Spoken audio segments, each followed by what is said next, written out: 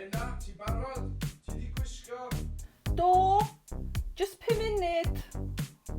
Fyddai'm yn hir. Rhaid i fod yna fo'r hanner awr. Sgynny fo'm syniad faint fo'n gymryd i ddynas oed fi wneud i hyn yn barod i fynd allan de. Estalwm, oedd o'n hawdd doedd. Just dipyn o wake-up a ffwrdd a fi.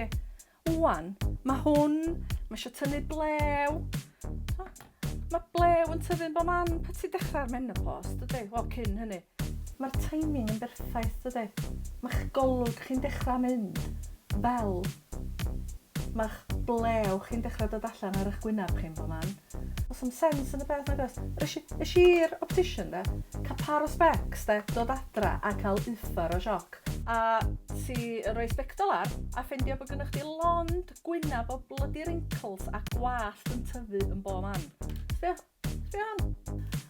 Mae bywyd yn hormon rollercoaster dydy. Mae'n surge masif arall mewn hormons i ferchad canol oed. Dwi'n meddwl na testosteron fi wedi gael. Deitha chi.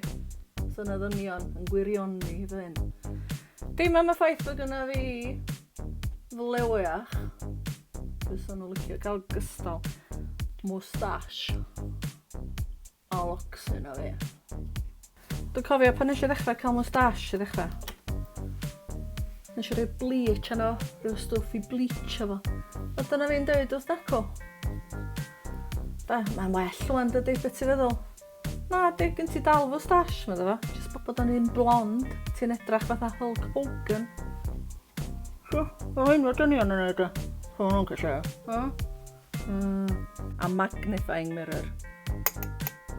Na chdi bwysig di hwnna yn yr oed yma. Dynnu blewiach allan o lefydd. Ysu bach.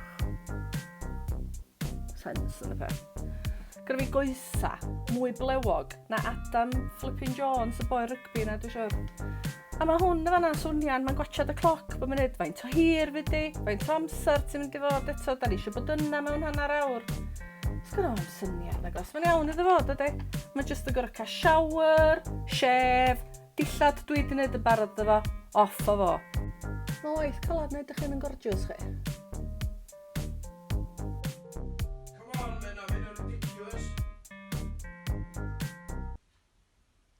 Body pictures, da ni'n mynd, so neb yn mynd i weld chdi, anyway.